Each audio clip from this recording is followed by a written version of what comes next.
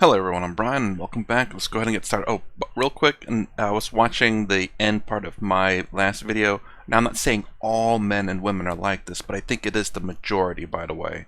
Again, those studies are very fascinating to me, and I'm curious to learn more about it, but I have to do that on my own time. But again, just super fascinating. Just human behavior in general is just really interesting. Let's get started.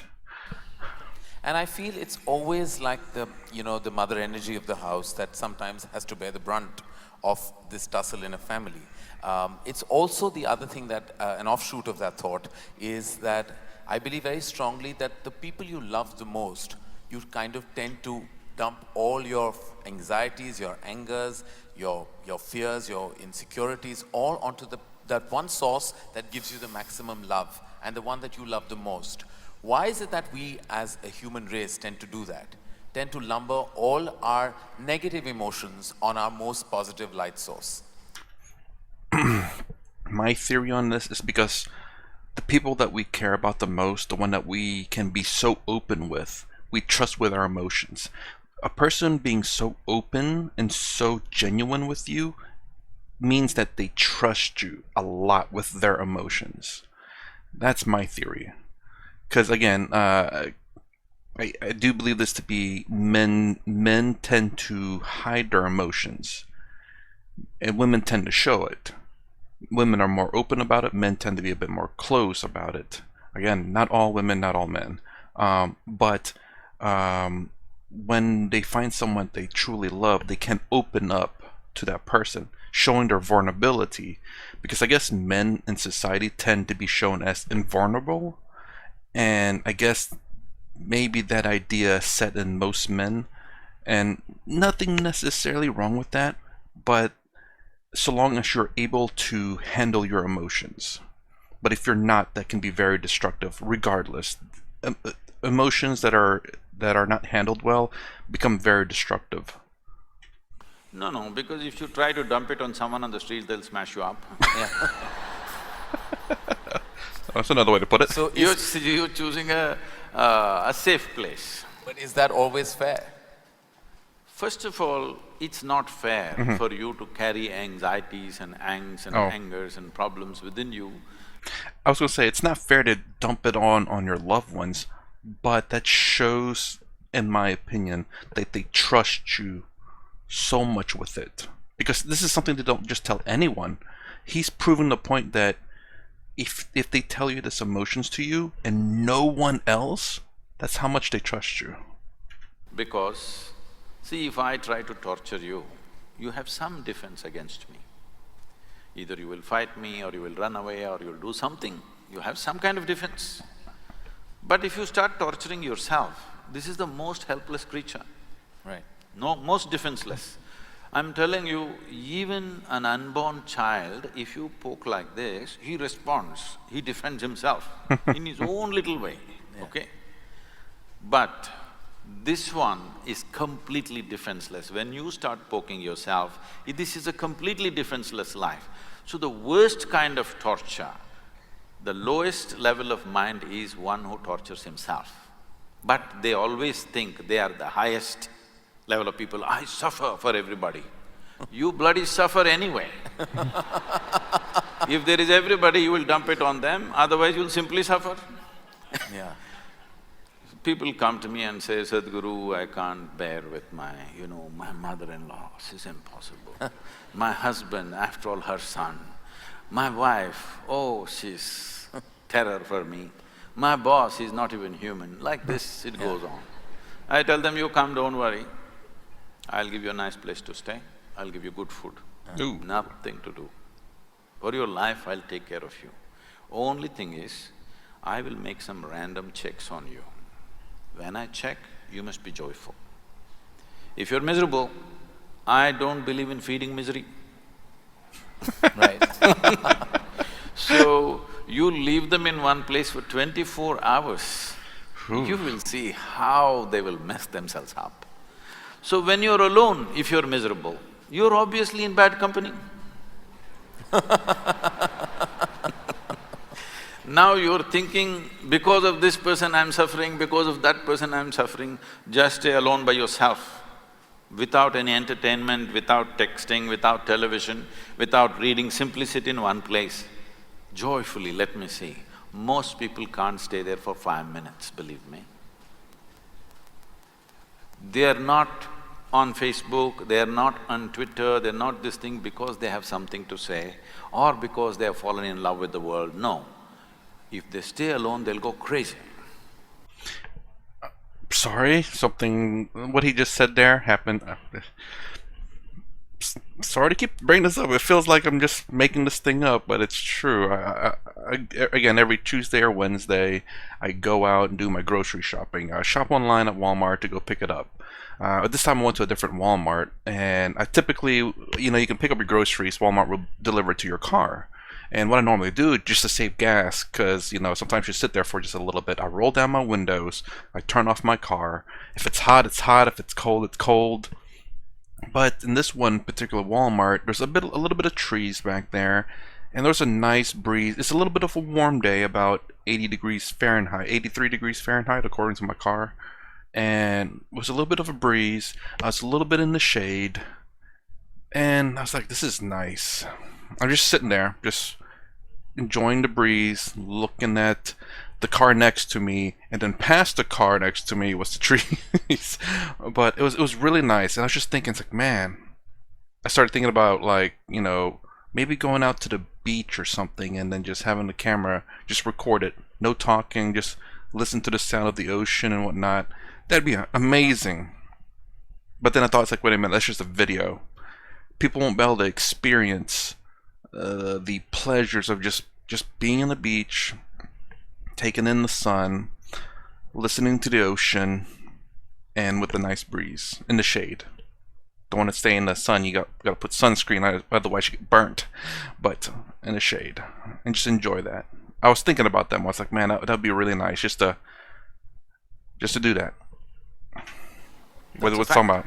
What is, sorry to break that train of thought, but what is the solution to that kind of feeling of just not enjoying your own space?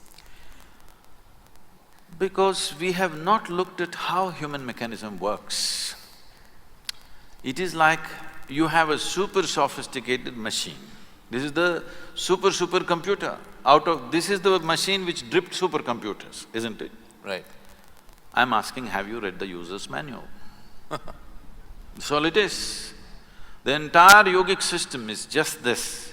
This is not a philosophy, this is not an ideology, this is not a religion, this is not a teaching. This is just the user's manual, how your body should sit, how it must breathe, how the mind should be, how the emotion should be, how the energy should be, what are the things you can do with it, how should you keep it so that this will function at its highest possible level. See, the cell phone companies have been doing some research a few years ago, and they found only 7% or only 3% of the people, no, 97% of the people are using only 7% of the cell phone's capability. We are not even talking about today's smartphones, we are talking about the dumb phones. So 97% of the people are using only 7% of a small gadget. If that is the fact, how much do you believe are people making use of this tremendous gadget? Just on the surface, because they never bothered to read the user's manual. If you tell them this, they say, Sadhguru, can you give us the user's manual? It's written into you. You have to spend some time with this. This was written by the source of creation, not by me or you, isn't it? You must learn to read. The problem is illiteracy.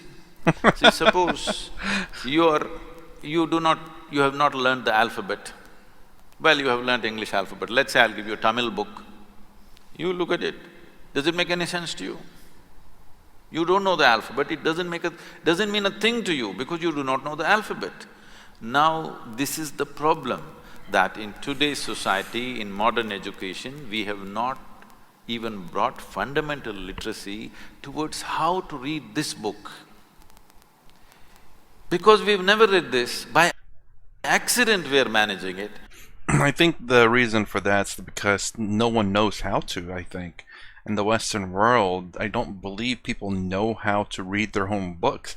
The Western world, in my opinion, is more focused on external things, a lot of external things, and I think that's very evident. When you look at the Western world, it's very much just external. It's about changing the world instead of changing yourself. And I think that's why in schools, teaching the internal, like, do I think this should be taught in schools? Probably not. Now, in terms of like college, like extra college courses that you could take, absolutely. I think it should be an option, without a doubt. But the problem is, I guess, is that I don't know. Are they legitimate or not? You know, like I hear some people in the comments saying that there are a lot of illegitimate gurus. Well, Lakhani would say that too, and maybe Sadhguru says that. But there's a lot of illegitimate gurus out there that are just trying to make a buck. So, you know, whenever you have this issue where you have fake teachers or swamis and gurus, how do you know you're in the right one?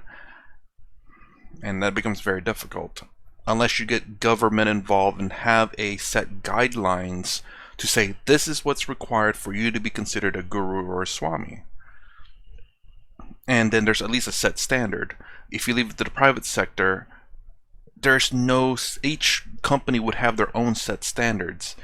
And you kind of, and then it's based on reputation as well. It's kind of like, again, with any kind of product that you buy, you, generally speaking, name brand products tend to be good because they built up a reputation. So in the private sector, is going to be reputation based, whereas if a government were to settle down, they can lay down a standardization, and at least you have a minimum requirement. So you know if they get the certificate from the government that they qualified at the very least. Doesn't mean that they're illegitimate, or doesn't mean they're not trying to make money, but at least they met something. If you manage by accident, sometimes it works, sometimes it doesn't work. One moment you're happy, next moment you're miserable, one moment you're peaceful, another moment you're in turmoil. I was you know, I'll cut the long story short. I was in Tel Aviv and somebody came and greeted me, Shalom. I said, what does that mean? He said, this is the highest way of greeting. I said, that's your opinion, but what does it mean? He said, no, this is really the highest way of greeting. I said, all right, but what does the word mean? He said, it means peace. Then I said, why is peace the highest way of greeting unless you're born in Middle East? In South India, you come up to me in the morning and say, peace. I will ask, what's wrong with you? I'm saying if you deprive yourself of something for a long time, suddenly it becomes godlike. If you've not eaten for 10 days, even if God appeared, what's the prayer? Food, of course. So… I was hoping, I guess he would make a comparison, like if you haven't eaten for 10 days and you see God and you see food, you'd run to the food and not to God. Because you're more desperate for the food. Once you deprive yourself of fundamental things, I'm saying fundamental things because to be peaceful and joyful is not the ultimate goal of life. If you want to enjoy a meal, you must be peaceful and joyful. If you want to enjoy a friend, you must be peaceful and joyful. If you want to enjoy a walk on the street, you must be peaceful and joyful. If you want to enjoy simple things that you do in your life, you must be at least peaceful and joyful, if not ecstatic. So it is a most fundamental requirement. This is not happening. People are saying this is the ultimate goal of life. Even so-called spiritual leaders are saying peace is the ultimate goal of life. Such people will only rest in peace. For those, I mean in what I believe surrounds us all is urban angst. I think that seems to be terminology that comes out of, mental health solutions, etc. And that seems to be rampant in many parts of the world now, including… Oops, sorry, I'm gonna… Terminology comes to mental health solutions. Angst. I think that seems to be terminology… surrounds us all is urban angst. Urban I think that angst. seems to be terminology that comes out of, mental health solutions, etc. And that seems to be rampant in many parts of the world now, including now slowly penetrating even in India, when people deal with mental health issues like depression and anxiety, and those kind of which seek certain chemical imbalance issues that are told to them They're by... making you look. I'm sorry. I thought Sadhguru was going to say that, when you're hungry, one problem. When you're not hungry, 99 problems, like he said before. Perfect. You live in a society which hunger, thirst, and shelter, generally speaking, is not an issue. Yet somehow there's billions of problems you have. You're suffering every day, and yet you have a house, you have a roof, you have food, and you have water, and yet you're suffering. Those kind of which seek certain chemical imbalance issues that are told to them They're by... making you look very pretty on the screen. How do they do that? They're not doing that to me. Huh? They're making my what? My... Look at yourself there. Am I looking pretty on screen? Yeah. See? Okay. Every time I turn, I just see the back of my head. There's something wrong here. Well, They're not doing that to me. you're looking stunning to me, sir. Oh yeah, that beard's magnificent. Stunning is another word for shocking. Well, I was trying to find another adjective to counter that, but back to me and my mental health issue. I really want to know, it's such an order of the day today.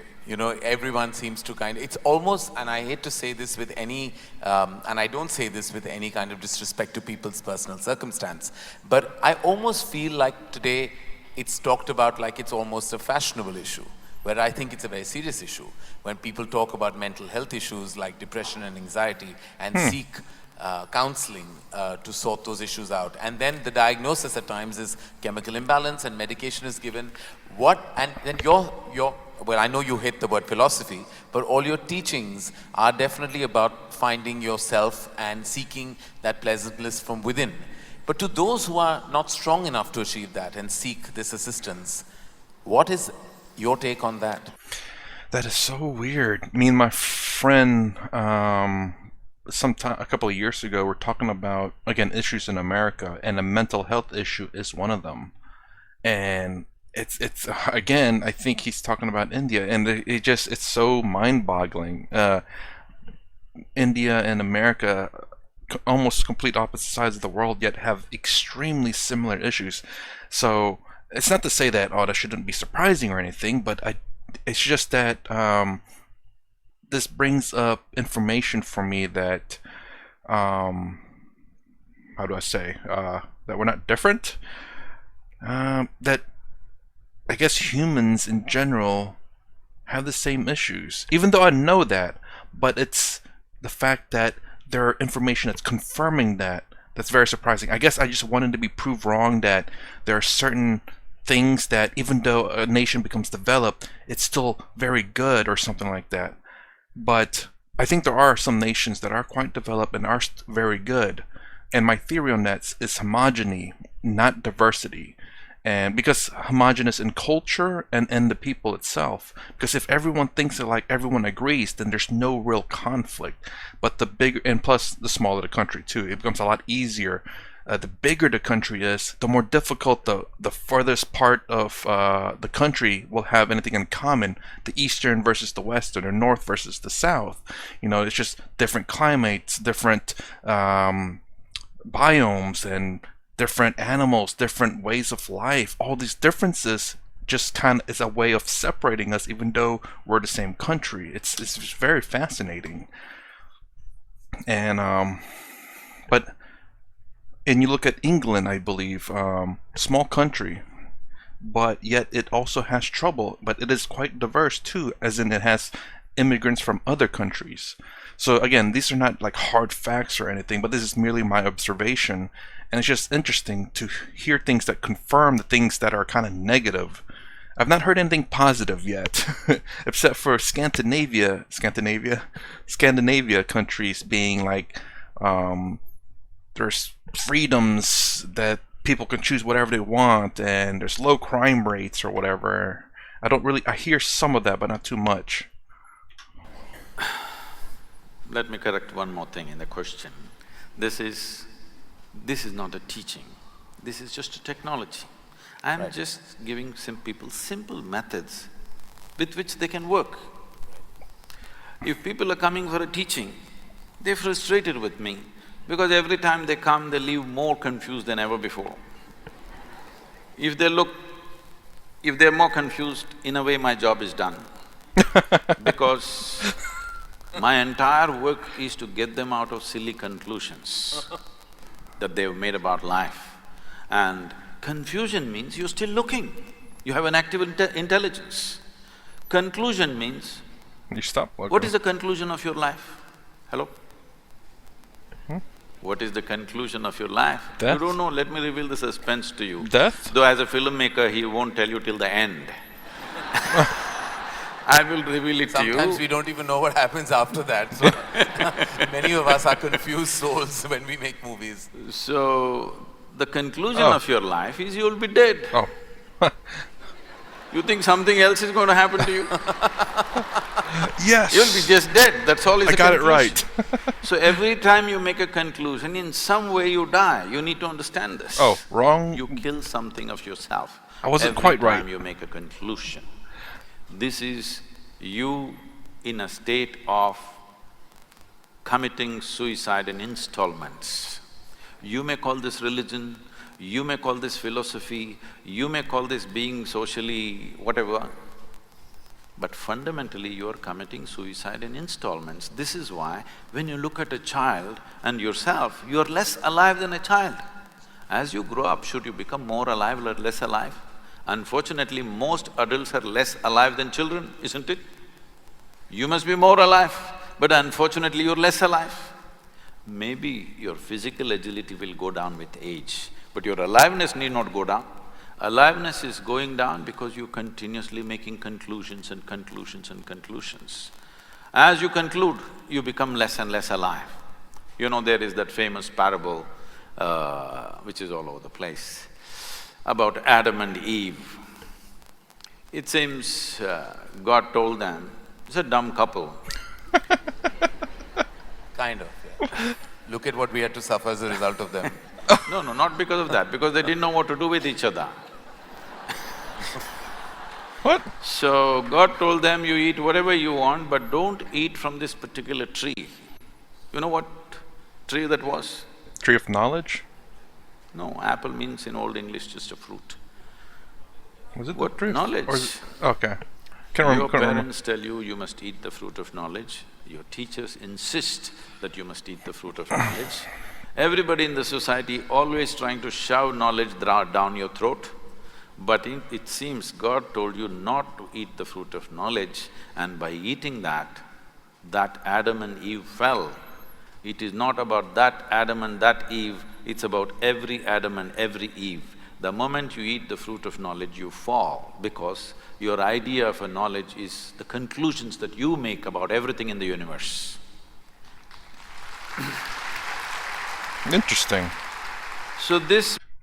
Let me, before he gets to that part, my issue also with this biblical statement is the sheer fact that I wonder if any religious person that believes in this did not think that God set Adam and Eve up for failure, because God is omnipotent, or omnipotent? No, sorry, omniscient?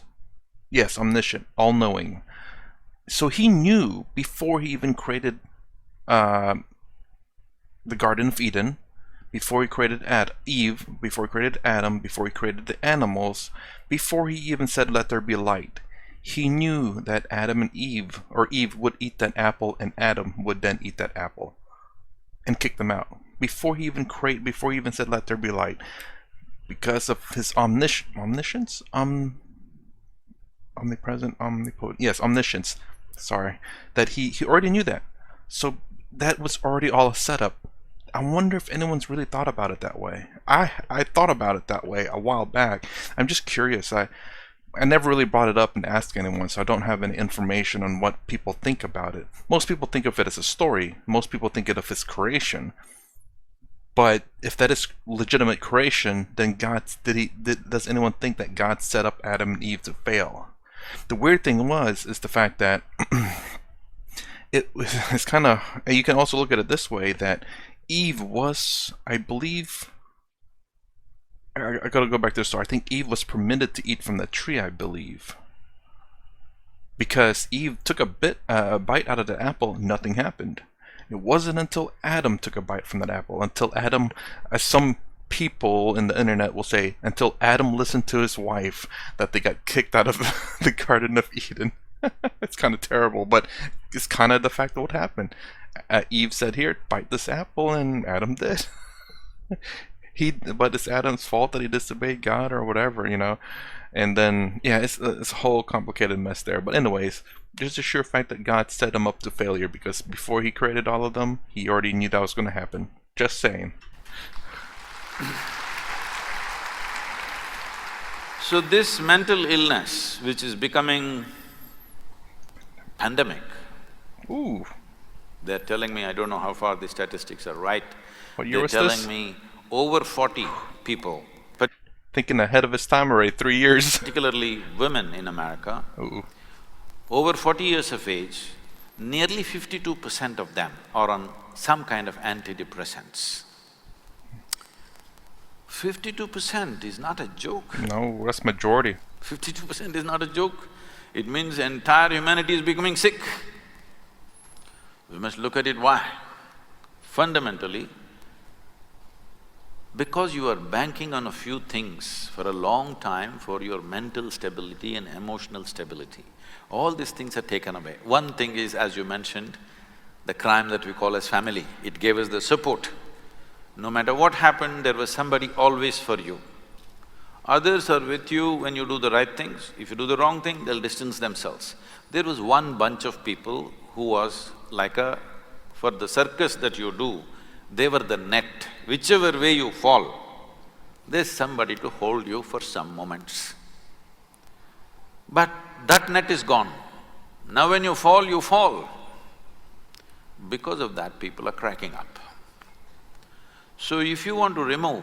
You see, in this culture, there was a time in the tradition where 30% of India's population were monks. That means consciously they went beyond family. Consciously they chose to live without family, to live without support, to live without a home. Homelessness not out of deprivation, but by choice. Nobody ever had a depression because they transcended the need for the net. I will say a couple of things here against what Sadhguru was saying. Well, not really against what he's saying.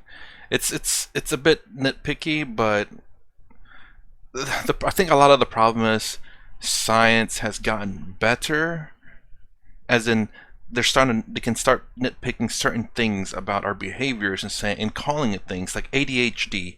I'm sure that was a thing a long time ago, but it's just not until recently that we said, okay, this is the precise behavior that qualifies as ADHD. Depression, I'm sure that happens a long time ago, but it wasn't until they found medication that could fight against depression. And now they have this thing that says, okay, now you have to qualify for depression to get antidepressants. So while a depression on all the things that they're discovering now has always been the case, it's just that they have to make it into some kind of disease to prescribe medication.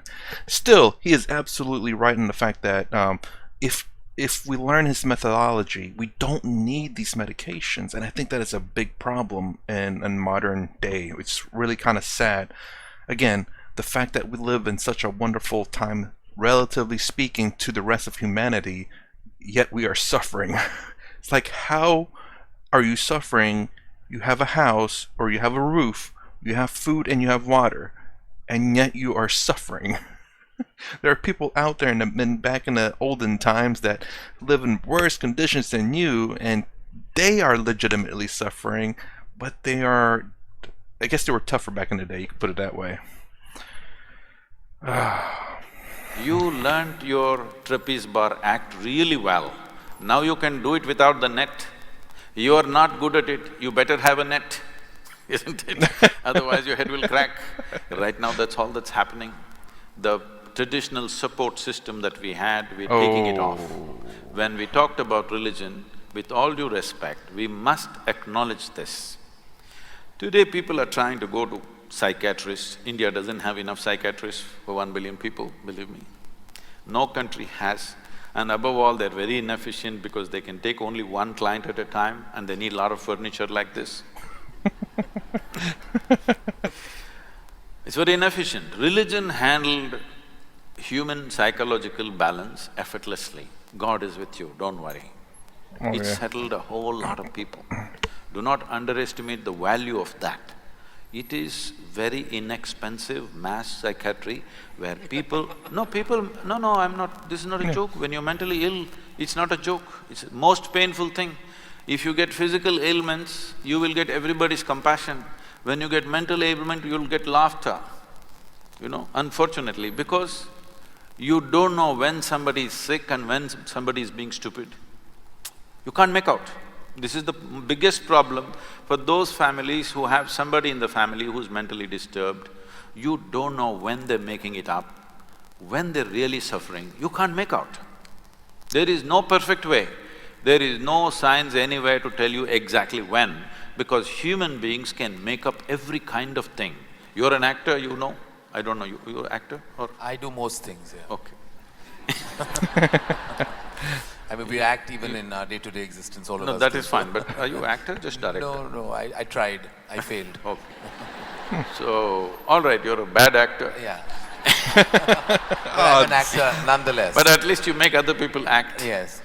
So, in a cinema or a drama, you can act something and make it really real to a point where these 10,000 people will sit and experience like it's real. So, when a mentally ill person is in your home, you don't know whether he's acting it up or it's real. Sometimes it's real, sometimes he's playing with it. You can't make out. You don't know when to be compassionate, when to be hard on him. This is the biggest problem. For people who have mentally ill people within their homes, this is the huge problem because there is no perfect way of making a judgment. That thing he's talking about right there is also another thing I've thought about, and this is the reason why I say good people lose first. It's because, generally speaking, you could be a very nice person and you go, like, you see someone on the side of the road and you want to go help them out, but these are bad people just pretending to be in danger or need some help, and they just get you right there on the spot.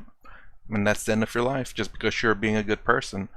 That kind of sucks because then, when you think about that, you're like, oh my gosh, now I don't want to do that because I don't know if this person is being not joking around, but being a trap, or whether this person actually needs help. This goes with cops very specifically because they go out there trying to do their good deed. Not all cops, obviously.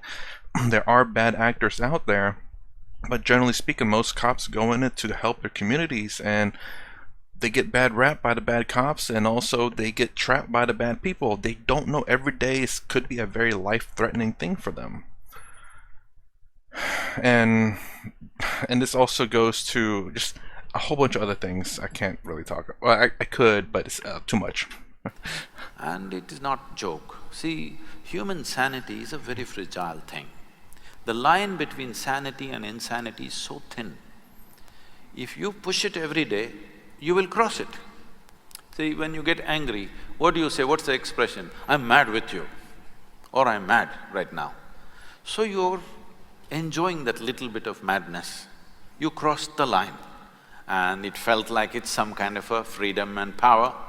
But one day when you cannot cross back, that is when suffering begins.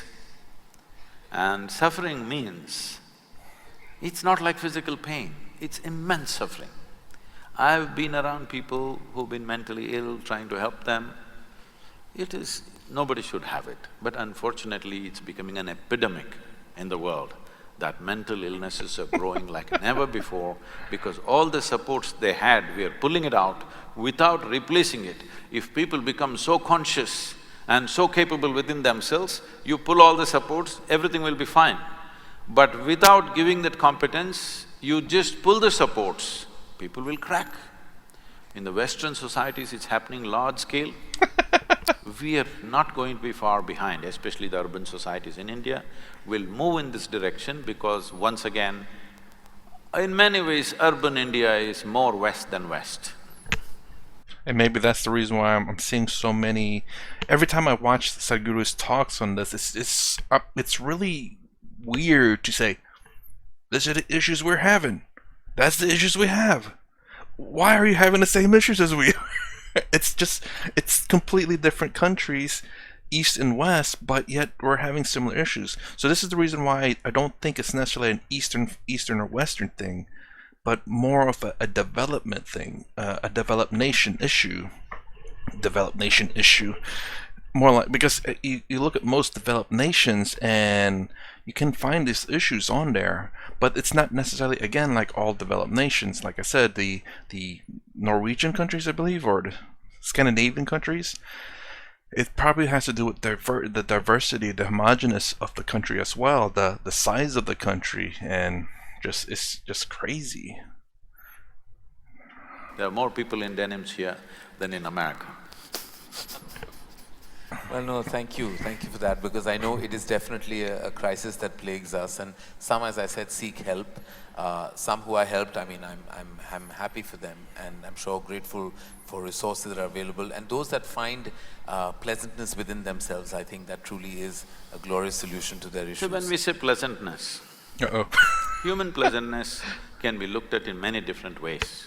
One simple way of looking at it, because medical science is looking at it that way, I don't see it that way, but that's a consequence for me, is every human experience has a chemical basis to it.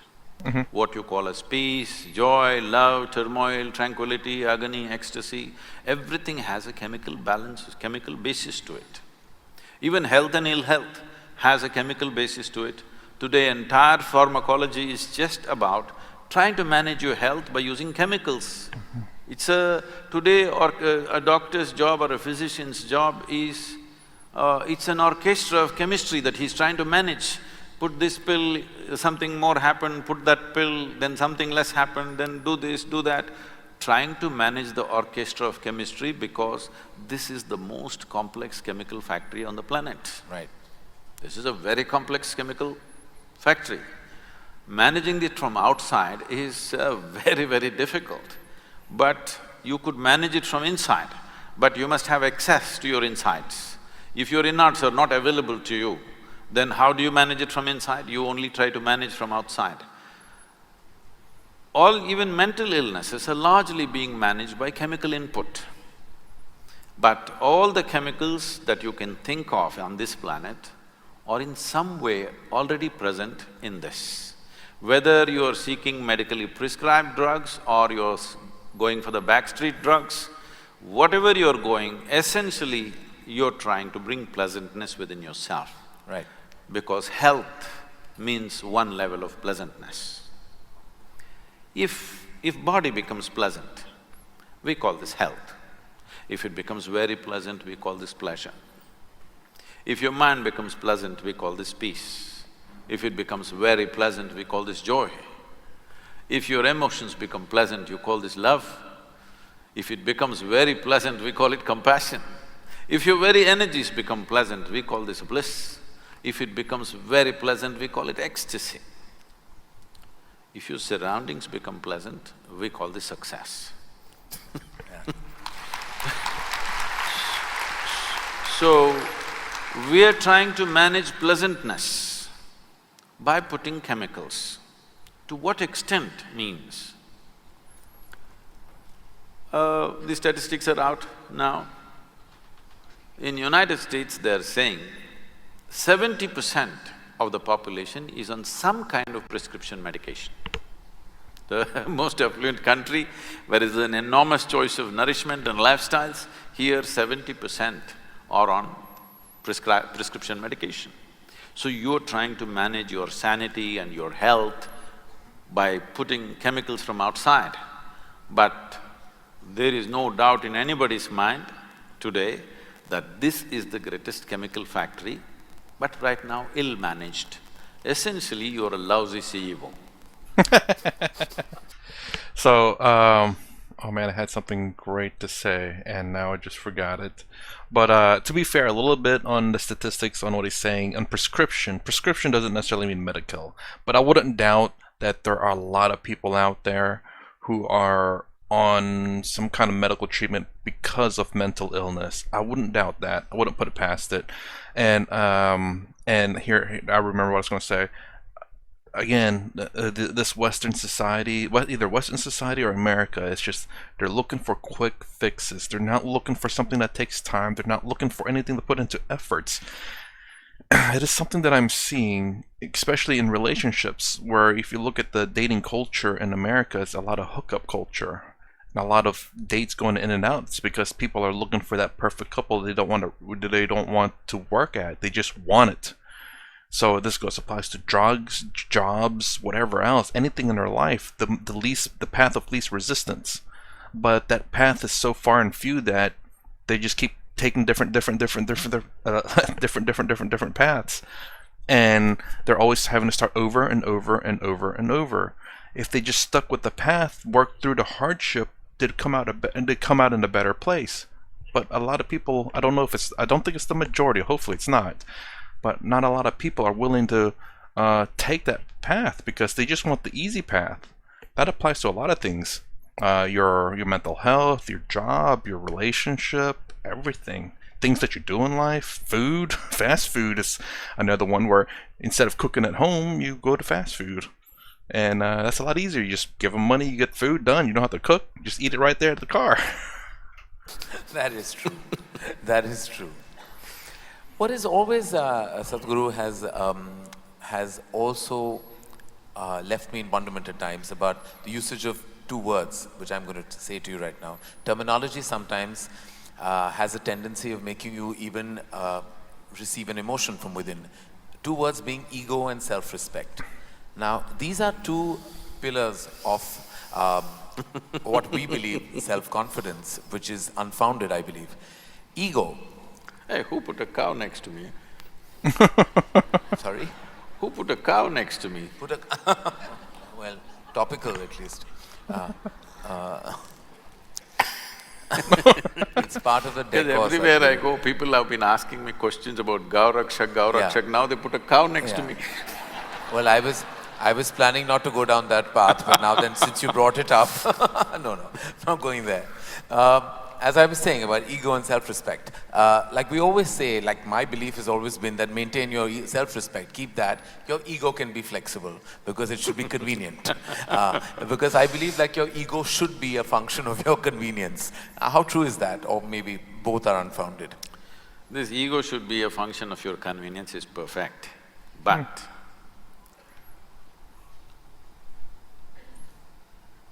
nobody knows where ego is within themselves. Do you know?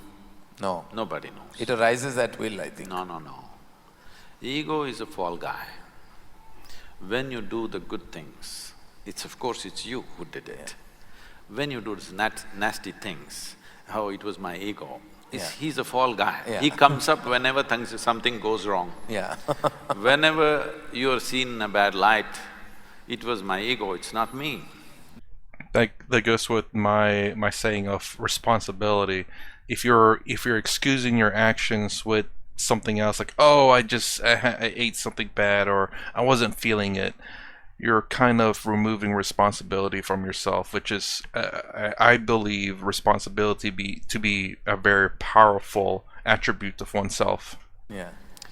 So people have created a whole lot of jargon like this, my ego, myself, my consciousness, my superconsciousness, many things. First, everybody must decide, within this body of yours, how many people are residing, you must tell me.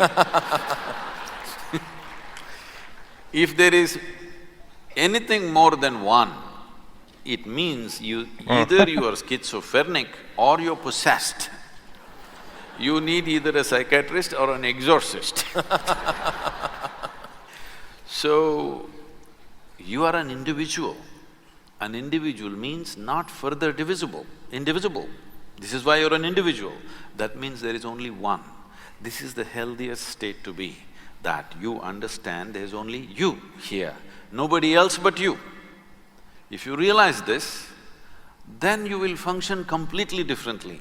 But you start playing this game, whenever you are in difficulty, you say it was my ego, whenever something else happens, you say it's myself, another time you say my lower self, higher self, all kinds of stuff. Many identities within you. See, this is the nature of a criminal, alias, alias, alias, alias, you know? Yeah. So, it's a crime that you started. Whether you will be caught in the web of that or you will manage doing… See, if you do minimal amount of crime, you may manage. Only when you really get into it, then you may get into the web. Otherwise, many people commit small-time crime and then become very respectable in the society. So, if you do little crime of ego business, self-business, all this and then become normal, you're okay. But if you play too much, you will become mentally ill. Because if there is more than one in this, you will become sick. There you are an individual, you are just one. Now it's very easy to transform this. You can't transform a crowd of people. Right. You can only transform individual people. And if you take away this fall guy, one fundamental thing you have to do with yourself is to see that no matter what happens in my life, if pleasant things happen, unpleasant things happen, whether I'm joyful or miserable, I'm successful or a failure, you know it's just you and you alone. Otherwise, when things happen well, me, when things don't happen well… So you say we always tend to blame ourselves into various paths and then for divine forces as well. It's convenient, it's very convenient. You're never wrong if you can blame someone else other than yourself for your problems. You're always right and that ego always grows. But this self-respect, no, you should have no self-respect. Others… respect is from another person. I respect myself, what is this rubbish? I think when people say that, they generally mean like they take care of themselves. I guess this is actually a very interesting point to say. If they say I respect myself, as in they understand that they are the Atman and this body is not… it's not them, so they treat it with respect. I kind of like that. Just thought about that. I could see it that way, but I don't think that's what they're trying to say. I think whenever they say I respect myself, as in they take good care of themselves, they keep themselves healthy. But other than that, probably what maybe Sadhguru is thinking of is like, I don't mistreat myself in the sense of like I talk bad about myself, which is nonsense, I think. Somebody else respects you because they see some value to you, it's nice. Yeah. But I respect myself, what is this? It's gone further in the West and people say, I love myself. See, to respect, to love, the very word they're using is, there must be two. You can love somebody, somebody can love you, you can respect somebody, somebody can respect you. But I love myself, I respect myself, this terminology is this terminology of the insane. But it's becoming popular because the numbers are growing. That's interesting and then insane. I've never really thought about it. I do live in the West and I do hear this. I generally thought of it as a positive thing, but now that he said that, maybe I'm thinking of it as like a way to self-confidence, to improve one's self-image to themselves, because maybe no one respects them and they say, oh, I respect myself, so that it gives them an ego boost. It's like, because I respect myself so much, I don't care about anyone else's thoughts on me, maybe. Interesting. Maybe, I have to think about that. I don't say by the hour, then we will be blamed. By the day. By the day, okay. We get that, we sign, seal and deliver that. Is there a ceiling to extremity, to extreme emotion, like love? When you love something, is there a time that you have to stop? Is there any such thing as stopping the extent of your extreme emotion? And I feel that about even the negative emotions. When you love someone, how do you really stop the extent of it? I would say, please, I want you to listen to this carefully because you will immediately tweet, Sadhguru said this. This is a dangerous world today. If you love, love strong. If you hate, hate strong. Whatever the hell you do, live strong. It's very important. Otherwise, you live an insipid life, not knowing a thing about anything. When Adi Yogi gave the yogic principles, he said, anything in your life, it doesn't matter what. I've been telling people, they're not grasping it, they think, because too much this, what to say, flowery teachings have gone into people, they're not looking at what works and what doesn't work, they want something pretty. I'm not interested in what's pretty and not pretty. Whether it works or not is the only thing. Ultimately, what works is very fantastic. Right. So, even if it's anger, not necessarily love or compassion, even if it is anger, just stay on it for 24 hours. Anybody, I'm saying, just try this by yourself. 24 hours, stay intensely angry, let me see. Be exhausted. Believe me, at the end of 24 hours or well before that, you will be enlightened. But you will see, you are not capable of being angry because to stay intensely angry, you need enormous energy. It burns you up. Try one day, 24 hours, stay angry, you are irritated, that you can manage for the rest of your life. Stay angry, really super angry for 24 hours, let me see. You can't manage more than 3 minutes, believe me. You will feel drained out because it takes enormous energy. There are yogis who live like this. They are simply angry all the time. All the time, not about anybody or anything, simply angry, just like that. It works wonderfully, it works much better and quicker than love. Only thing is, with that kind of practice within you, with that kind of emotion within you, you can't live in social atmospheres. You will have to withdraw to a mountain cave and simply be angry about nothing, just like that. Sounds so contradictory. If you want to live in social atmospheres, you need to be in a pleasant state of emotion, otherwise you will get into constant mess.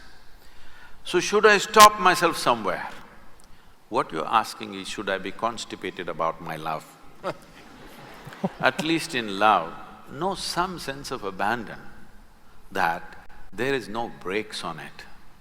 I would say on everything in your life, in your car you must pull out all the pedals, only throttle should be there. Yes, in your life there should be only throttle because brake will happen when you die. It's not for you to brake every day. It's not for you to control.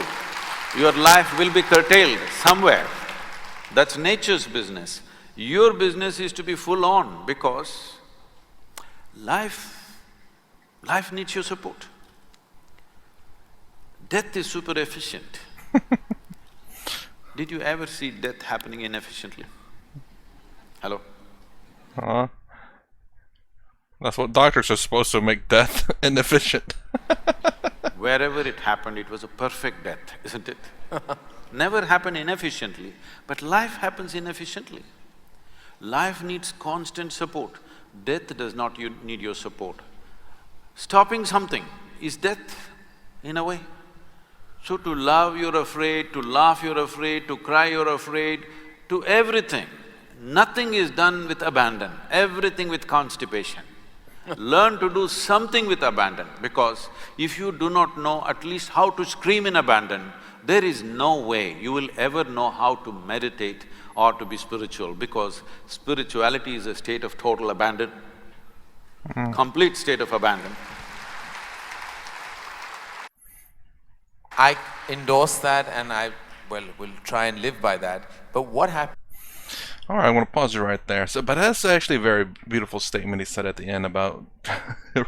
and I thought he was saying in real life, just remove all the pedals except for the throttle. I was like, whoa, you want might want to boost up that emergency brake, then that emergency lever brake. But no, he's talking about in love and life. I mean, it would be really nice, but the problem is with, at least in the Western world and what I'm hearing, it sounds terrible. There's in this road that you're trying to go full throttle on, there's so many bumps and speed bumps and stuff in the road. It's just terrible. And then a whole bunch of detours because of things. But I will still say it is quite a beautiful statement. I don't know how much of that can be true today. Even though that's just, well, it's 5 years ago now. Holy smokes. Man, that was 5 years ago. That almost seems like that's something that only happens back 100 years ago, but it's no. Well, anyways, beautiful thing Sadhguru said there, and something that I think most people do want to live by, just full throttle and love. But environment has changed. But there are people out there who can still find the ability to go just full throttle on it. So anyways, that's the end of part 2, I believe. If you like my content, please consider subscribing. Thumbs up, thumbs down below. Thanks for watching. I'll see you in the next vid.